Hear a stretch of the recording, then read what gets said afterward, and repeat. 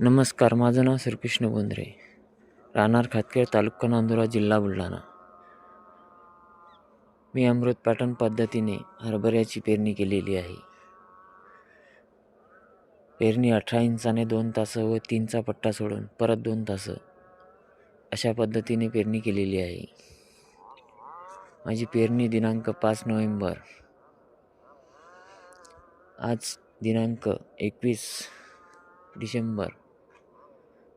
माझ्या हरभऱ्याला 46 दिवस पूर्ण झालेले आहे. आज पाण्याचं नियोजन केलेलं आहे आणि दिने दादाच्या मार्गदर्शनात हा डेव्हलप झालेला प्लॉट. हा प्लॉट जर आपल्याला बघायचा असेल